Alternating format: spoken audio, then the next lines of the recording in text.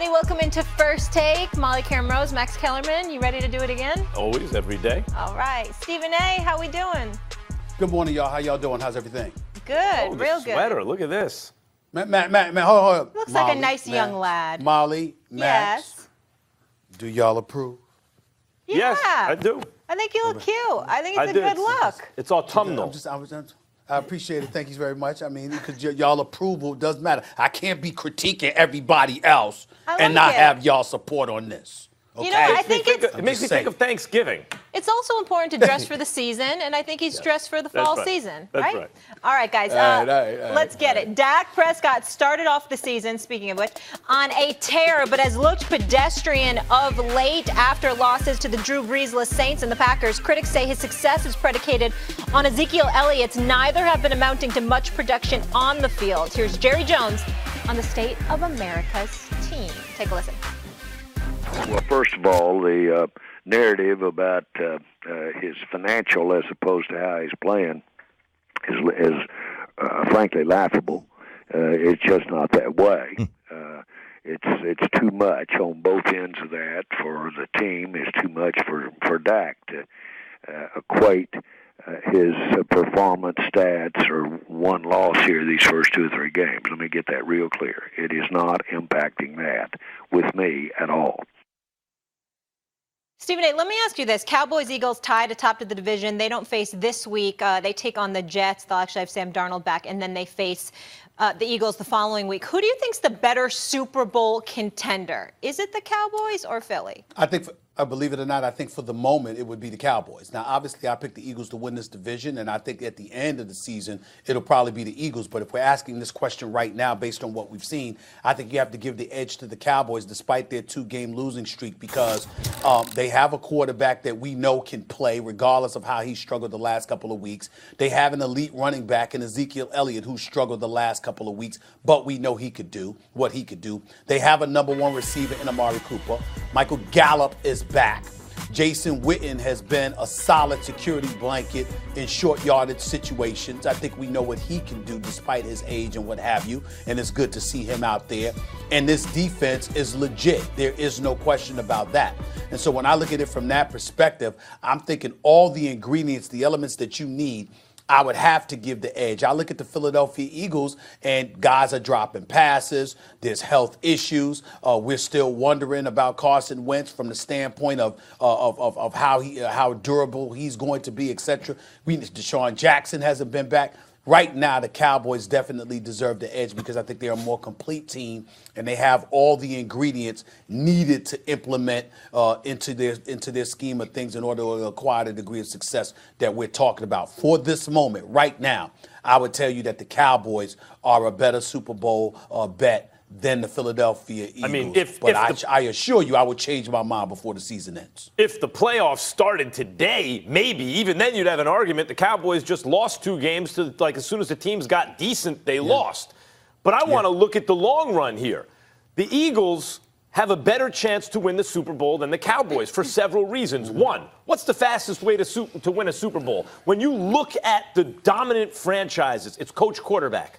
That's the combination. Doug Peterson, Super Bowl winning coach already. Carson Wentz, elite talent. We know at least that we know elite talent, though he hasn't looked very good recently. But we've seen him play at MVP level, for 13 games of a season before he got hurt.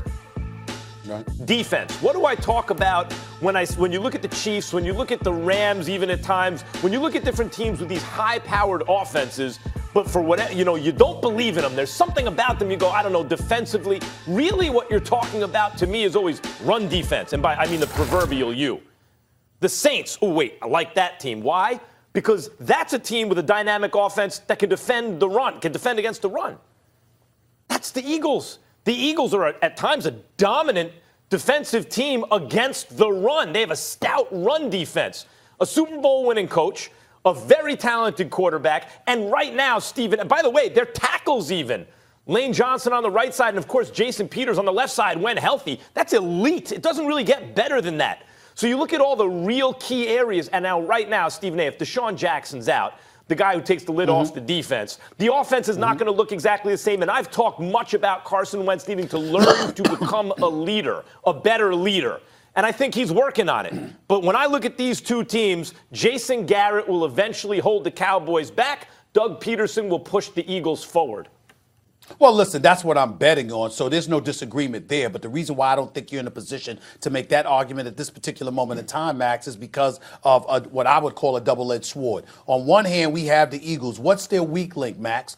Their secondary, the fact that they can't defend against the pass. They rank 27th in the National Football League. Well, chances are, Max, if they're going to make it to the Super Bowl, who are they going to have to go against? They're going to have to go against a Dallas. They're going to have to go against a Green Bay. They might have to go against Detroit with Matthew Stafford. They might have to go against Jared Goff in L.A. They might have to go against Russell Wilson. They might have to go against Jimmy Garoppolo, porn star Jimmy himself. I mean, listen, when you look at it from that perspective, and you can see the quarterbacks that are out there with the capabilities to do damage, and your weak link is defending against the pass, I don't think that bodes well for the Philadelphia Eagles. Now, do I think they'll manage to overcome it? They'll figure out a way to work around that? Sure. I don't doubt that. I'm certainly not going to doubt it against the Cowboys. I think they'll figure it out. But if you have to make this choice right now, looking at both respective rosters and seeing what both has going for them, I can't deny the fact that the Dallas Cowboys deserve the edge at this particular moment in time. Look, every team has a weakness, and you're right to point out that in this football era, you better be able to match up in your secondary, man to man. You better have some athletes back there that can get it done. So the Eagles are not a perfect team. I'm not taking them to win the Super Bowl. But when you look at the kinds of teams that win Super Bowls, it is the coach-quarterback combination. I point to the offensive line where the Cowboys are, famously excellent at this point. But the Eagles are actually, going into the season, they were a little overrated. Right now, they might be a little underrated in terms of the heights they'll be able to achieve on the line, especially with their tackles when healthy. I mentioned the run defense. There are other things to like about the Eagles, but it comes down to Doug Peterson and Carson Wentz. Do you like that in the moment of truth, or do you like Jason Garrett and Dak Prescott? Give me Peterson and Wentz.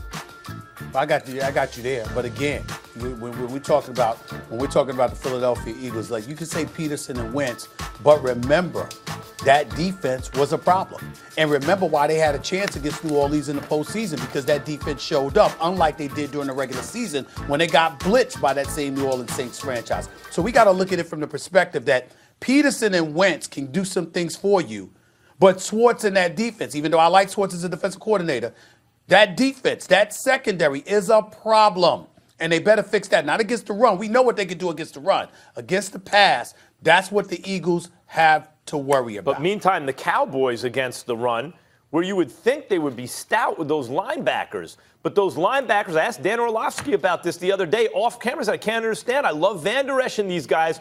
What happened? Well, teams are using their aggression against them, especially savvy coaches. You don't think they'll figure that out?